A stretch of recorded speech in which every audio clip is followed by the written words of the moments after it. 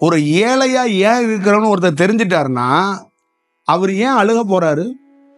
இந்த ஏழையா இருக்கிறதுக்கு காரணம் என்னன்னு முழு வடிவமும் அவருக்கு தெரிஞ்சிருச்சுன்னா அவர் ஏன் பணக்காரன் ஆகணும்னு ட்ரை பண்ண போறாரு? அவர் ஏன் ஏழையா இருக்கிறதே துன்பம் பாவம்னு அவர் ஏன் நினைக்க போறாரு? அவருக்கு தெரியாதனால தான் நான் ஏழை, நான் தாழ்ந்தவன், நான் கீழே இருக்கிறேன், நான் ஒடுக்கப்பட்டவன், நான் ரொம்ப கீழே நின்றுக்கிட்டே இருக்கிறேன், நீங்க கொஞ்சம் மேலே நிக்கிறீங்க, நீங்க மேலே நிக்கிறவங்க மேலேயே நிக்கிறீங்க, நான் கீழே நிக்கிறேன் கீழே நிக்கிறோம். அப்ப கீழே நிக்கிறவனா நான் மேலே கூட்டிட்டு வர்றதுக்கு வரல. கீழே ஏன் நிக்கிறேன்னு நீயே செல்ஃப் ரியலைசேஷன் பண்ணணும். அதுக்கு ஒரு 1000 தியானம். மேலே நிக்கிறவனோட சண்டை போட்டனா காலத்துக்கு ஜெயிக்க முடியாது. ஒன்னு அவன் செத்து போவான், இல்ல நீ செத்து போவ. 2 பேரும் சாவறதுக்கு இந்த உலகத்துக்கு வரல. 2 பேருமே வாழ்றதுக்கு தான் வந்திருக்கீங்க. மேலே நிக்கிறவரை அவர் ஏன் மேலே நிக்கிறேன்னு அவர் தெரிஞ்சுக்கிட்டாருன்னா அவர் வாழ்க்கை சொர்க்கம். கீழே நிக்கிறவரு நான் ஏன் கீழே நிக்கிறேன்னு தெரிஞ்சுக்கிட்டாருன்னா இவர் வாழ்க்கை சொர்க்கம். ஆனா மேலே நிக்கிறவரும் கீழே நிக்கிறவரும் தெரிஞ்சுக்காம 2 பேரும் ஃபர்ஸ்ட் பேசிக்கிறாங்க, அடுத்தது கலவரம் ஆக்கிக்கிறாங்க. இதுதான் பிரச்சனை. இதுக்கு எப்படி தீர்வு கொடுக்க முடியும்? இதுக்கு எங்க இருந்து தீர்வு அளிக்க முடியும்? இதுக்கு எந்த ரூட்ல போய் தீர்வு அளிப்பீங்க? அப்போ ஒரு யோகி பணக்காரனா எத்தனை ஏழையை ஆக்குவ? இப்ப நான் இருக்கிறேன், இங்க இருக்கிற ஒரு 10 பேர்த்த பணக்காரனை ஆக்கி விட்டுறேன்.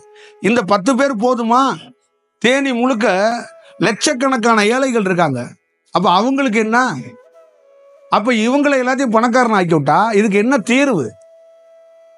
இவங்க எல்லாருமே அடுத்தது வளர்ச்சியில தீவிரமா இருப்பாங்க. இன்னும் ஒரு 10 வருஷம் கழிச்சு 20 வருஷம் கழிச்சு திருப்பி 1 லட்சம் ஏழை உருவாவான்.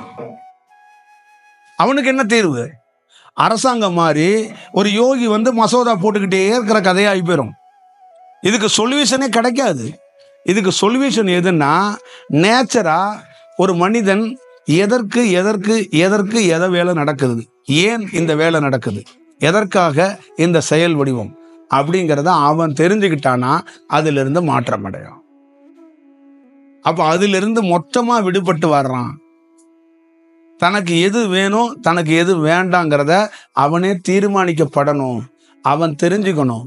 அவங்க தெரிஞ்சுக்கிறதுக்காக தான் நம்ம போராடுறோம். இப்ப நீங்க இங்க இருக்கிற அத்தனை பேத்துக்குள்ளேயும் தன்னுடைய சுவாரஸ்யமான இந்த மனித வாழ்க்கையை தெரிஞ்சுக்கிறதுக்கு ஒரு வாய்ப்பை உருவாக்கணும் அப்படிங்கிறது தான் அது நோக்கம். நீங்க தெரிஞ்சுக்கிட்டீங்கன்னா உங்களை நீங்க ஒரு நாள் கூட அழுக மாட்டீங்க.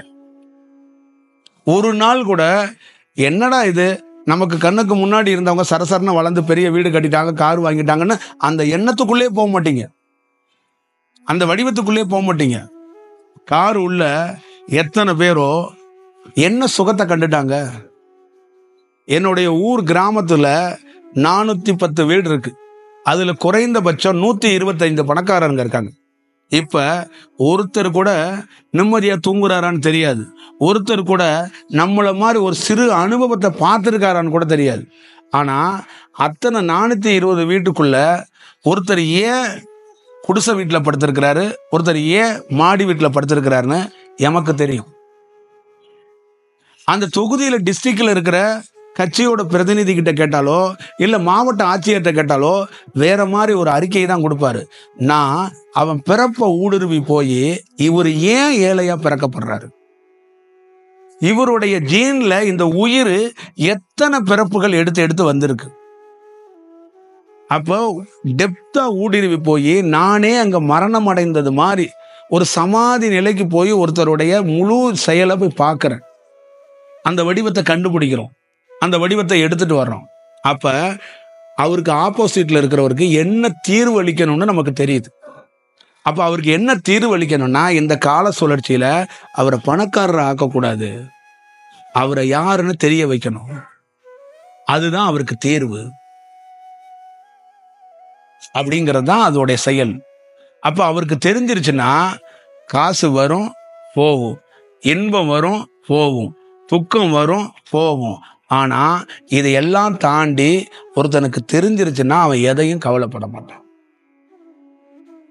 பரதேசி மாதிரி அலைகிற அத்தனை யோகியும் சிவனடியாரும் வெறும் கடவுள் பக்தி எல்லாம் சத்தியமா கிடையாது.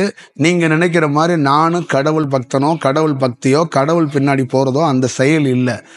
ஒரு ஓனா நான் ஏன் பிறந்தேன் அப்படின்னு தெரிஞ்சுக்கிட்டேன். எனக்கு தெரிஞ்சிருச்சு என்னுடைய பிறப்பு என்ன, என் கூட இருக்கிறவங்கெல்லாம் யாரு, எதற்காக இவங்கெல்லாம் வந்தாங்க, எதற்காக இவங்கெல்லாம் நம்ம கூட இருக்கிறாங்க, எதற்காக இந்த கிராமத்துல நான் பிறக்கப்பட்டேன், என்ன பணி அப்படின்னு தெளிவா தெரிஞ்சிருச்சு. அப்ப இது தெரிஞ்சிட்டா ஏதாவது குழப்பத்தோட என்னோட வேலை இருக்குமா? அது எப்படி இருக்கும்னு நீங்களே நினைச்சு பாருங்க. அங்க என்ன கிளாரிட்டி மாறிடும். அப்ப எனக்கு ஏதாவது வருத்தம் இருக்குமா? நான் ஏதாவது ஒரு கட்சியில பெரிய தலைவர் ஆகணும்னு ட்ரை பண்ணுவேனா? என்னை யாருன்னு தெரியாத போதுதான் நான் அதுவாகணும், நான் இதுக்கு ட்ரை பண்றேன், நான் அதுக்காச்சும் கொஞ்சம் ட்ரை பண்றேன், நான் இந்த பிசினஸ் பண்றேன், உருளைக்கிழங்கு பிசினஸ் பண்ணி தோத்துட்டேன், அடுத்தது நான் முட்டைக்கோஸ் பிசினஸ் பண்றேன், முட்டைக்கோஸ் பிசினஸ் பண்ணி தோத்துட்டேன், அடுத்தது காலிஃப்ளவர் பிசினஸ் பண்றேன். உன்னை யாருன்னு தெரிஞ்சுட்டா எது பண்ணணும் எது பண்ணக்கூடாதுங்கிறத உனக்கே தெரிஞ்சிடும். நீ தோத்துற, அதுக்கப்புறம் அடுத்த முயற்சியை செய்ய தயாராகிற. அதுக்கு தீர்வு என்ன செஞ்சிடனா, ஏதாவது கோயிலில் இருக்கிற 4 கைத்தை வாங்கி கையில் கட்டிக்கிற, இல்லைன்னா ஏதாவது கோயிலுக்குள்ள ஒரு வேண்டுதலை வச்சுக்கிட்டு இங்கேருந்து நடக்கிறேங்கிற, பாத யாத்திரை போகிறேங்கிற, பால் குடம் எடுக்கிறேங்கிற, காவடி எடுக்கிறேங்கிற, ஏதாவது ஒன்று உனக்கு நீயே ஒரு பெரிய செயல் வடிவத்தை செஞ்சுக்கிட்டு அதுக்குள்ளே ஒன்று நடந்துருச்சுன்னா அதே கோயிலை ஒரு திட்டம் வச்சுக்கிட்டு 3 மாதத்துக்கு ஒருக்கா 6 மாதத்துக்கு ஒருக்கா உன்னுடைய கஷ்டத்தெல்லாம் எடுத்துகிட்டு போய் அங்கே சொல்லிட்டு நைட்டோ பகலோ போய் சொல்லிட்டு அடுத்தடுத்து ஒவ்வொரு வேண்டுதலையாக நடந்தால் நிறைவேற்றுறதுக்கு ட்ரை பண்ணிக்கிட்டே இருக்க. ரொம்ப நடந்துருச்சுன்னா அதோட தீவிர பக்தனா முதல் வரிசையில் நீ நிற்கிற, ரொம்ப நடக்கலைன்னா கடைசி வரிசையில் நிற்கிற. அடுத்தது நீ எங்கே நிற்கிறன்னா எது நடக்குதோ அடுத்த கோயிலுக்கு போயிடுற. அடுத்து உன் நண்பர் உனக்கு போன் அடிக்கிறாரு, அந்த கோயில் இந்த கோயிலுக்கு வந்தேன், நினைச்ச காரியம் நடக்குதுப்பா, இங்கே வாப்பா.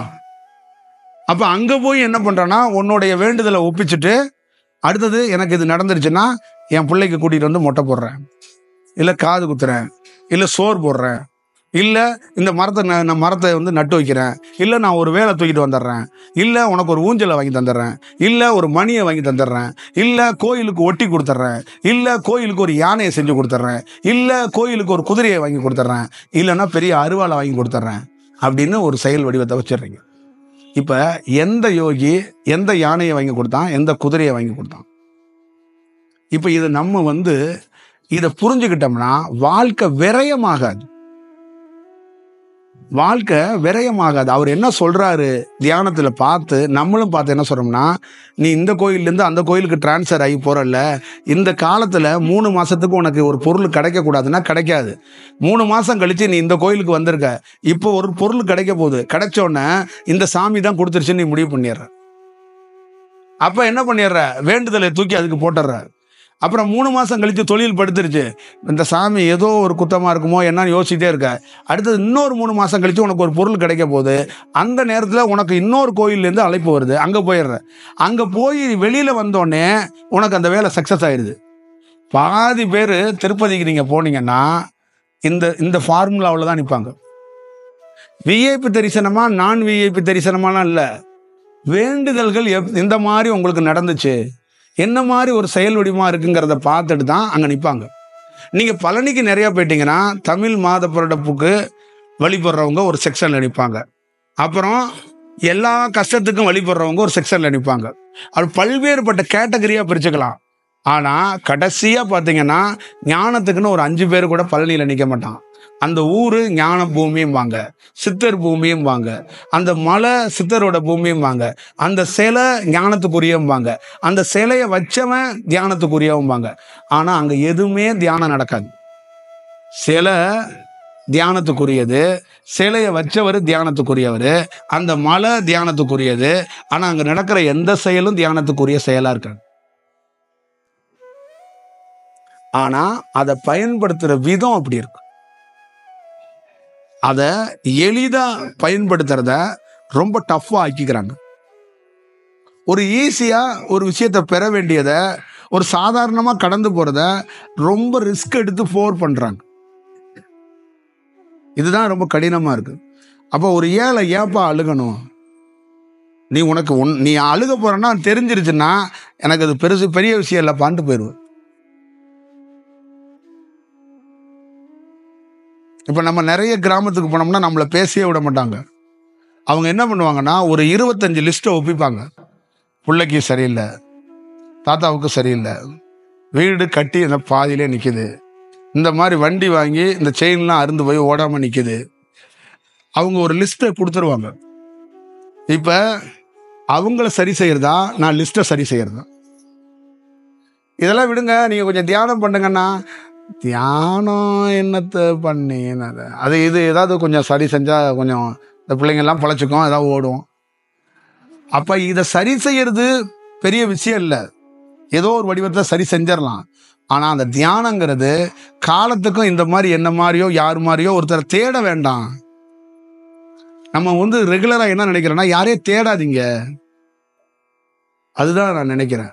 பழனியில் முருகனை பார்க்கணுன்னா நல்ல தியானம் பண்ணானா 400 ரூபா செலவு பண்ணாமல் வீட்டிலேயே அவன் காட்சி கொடுத்துருவான். இதுதான் அதுக்குள்ள இருக்கிற ரகசியம். ஒரு யோகி சுவாசத்தை கவனத்தை வச்சு எந்த கோவிலையோ எந்த இடத்துக்கோ அவன் போகணும்னு நினைச்சாலோ, அங்கே ஒரு வேலை நடக்கணும்னு நினைச்சா அந்த காரியத்தை இந்த வடிவத்தில் இருந்தால் செய்கிறான். இது அதிசயம்னு நிறைய பேர் பார்க்குறாங்க. இது அதிசயம் இல்லை, இது இயல்பாக ஒரு மனிதர்லேருந்து செய்ய முடியுங்கிறது தான் உண்மை.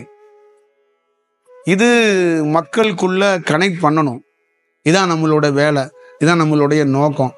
அதனால இதை தான் உங்ககிட்ட காலையிலிருந்து நான் பேசிக்கிட்டே இருக்கிறேன். அப்போ இயல்பாக கிராமத்துக்குள்ளே இருக்கிறவங்க எப்படியாவது கொஞ்சம் போராடி இதை பிடிச்சிட்டிங்கன்னா உங்கள் லைஃபு வேறு மாதிரி மாறிடும். யார்கிட்டையும் போய் நிற்காதீங்க அப்படிங்கிறது தான். யார்கிட்டையும் போய் நிற்காதீங்கன்னா என்கிட்ட கூட நிற்காதீங்க, என்கிட்ட கூட எதுவும் கேட்காதீங்க. உங்களாலேயே ஒரு விஷயம் பெற முடியும். ஏன்னா இந்த வெட்ட வெளிங்கிறது எங்கள் அப்பா விட்டு சொத்து கிடையாது. இந்த பிரபஞ்சங்கிறது எங்களுடைய வீட்டுடைய பரம்பரை சொத்தோ இல்லை வேற யாராவது தியானம் பண்ணுறவங்க பரம்பரையோட சொத்து கிடையாது, உங்களுடைய சொத்து. இது எல்லாத்துக்குரிய ஒரு விஷயம். யார் வேணாலும் இந்த பிரபஞ்சத்திலேருந்து ஒரு பொருளை எடுக்க முடியும். அதுக்கான செயல் வடிவத்தை அவங்க பார்த்து வச்சுக்க மாட்டாங்க. அதுதான் வருத்தமா இருக்கு. இப்போ நம்ம என்ன சொல்லணும்னா, இந்த காலத்தில் நம்ம பெரிய ஞானத்தை அடைஞ்சிருக்கோம், அனுபவத்தை பெற்றிருக்கோம், நமக்கு பெற்றுட்டோம், மக்கள் இதை பெற மாட்டாங்க, அவங்களையும் பெற வைக்க ட்ரை பண்ணணும் தானே எல்லாரும் சொல்லணும், எல்லாரும் நினைப்பாங்க. சரி, அவங்க பாட்டில் அவங்கவுங்க வழியை பார்த்துட்டு போகட்டும், நம்ம ஏதாவது முடிஞ்சதை செஞ்சு கொடுப்போம். ஆனால் நம்ம அதை சொல்லலையே. நீங்களும் அதை வேற வடிவத்திலிருந்து பார்க்க தொடங்குங்கன்னு தான் சொல்றோம். அதுக்கு மிகப்பெரிய தீர்வு கிடைச்சிரும். இன்னொரு விஷயம் நல்லா ஞாபகம் வச்சுக்கோங்க, ஒரு பிரச்சனையை நான் தீர்த்து கொடுக்கறது பெரிய விஷயம் இல்லை. ஆனால் உங்களுக்கு வருடம் வருடம் பிரச்சனை வரும். எத்தனை பிரச்சனையா நீங்கள் தீர்க்கறதுக்கு ஒரு ஆளை தேடிக்கிட்டே இருக்க போறீங்க. உங்களுக்கு பர்மனண்டா ஒரு குலதெய்வம் இருக்கு, உங்களுக்கு பர்மனண்டா ஒரு குல ஜோசியர் இருக்கிறாரு, உங்களுக்கு பர்மனண்டா ஒரு டாக்டர் இருக்கிறாரு. இந்த மாதிரி பர்மனண்டாவும் ஒரு சாமியாரை வச்சுக்கிட்டு எப்ப பிரச்சனையோ அவரை தேடி தேடி போய்கிட்டே இருக்கணுமா? அதுதான் நம்ம கேட்கிறோம். ஏன்னா அந்த துன்பம் துயரம் வந்துகிட்டே இருக்கும். 6 மாசத்துக்கு ஒருக்கா துன்பம் வரும்போது பிள்ளைய தூக்கிட்டு ஓடி சாமியை போய் பார்த்துட்டு வருவோம் அப்படின்னா, சாமியார் போயிட்டாருன்னா அடுத்த சாமியாரை தேடணும். இதுதான் நம்ம சொல்றது. அப்ப இதுக்குள்ள தானா ஒருத்தங்க நிகழ்த்தணும். அது ஒரு பெரிய மேஜிக்கை ஏற்படுத்திடும். இது ஒரு சாதாரண விஷயம் இல்லை. நான் சொல்றது ரொம்ப உண்மையை சொல்றேன். ரொம்ப பகிரங்கமான ஒரு தகவலை உங்ககிட்ட கொடுக்குறேன். இதுல கொஞ்சம் கஷ்டம் இருக்கும். நீங்க அதை கடைப்பிடிச்சிட்டீங்கன்னா நீங்க உண்மையிலே எங்களுக்கெல்லாம் எந்த சந்தோஷமுமே எந்த பொருளுமே வேண்டாம். நீங்க உங்களை நீங்க தெளிவடைஞ்சு நீங்க போயிட்டீங்கன்னு வச்சுங்களேன், நாங்க உங்க சைடு வரவே மாட்டோம். நீங்க ஏன் தியானம் பண்ண வாங்கன்னு இந்த ஃப்ளெக்ஸ் வைக்க போறோம், அந்த மண்டபத்துக்கு வர போறோம். நீங்களே செல்ஃப் ரியலைசேஷன் ஆயிட்டீங்கன்னா எங்களுக்கு வேலையே இல்லை. அவ்வளவுதான் இதுக்குள்ள இருக்கிற விஷயம்.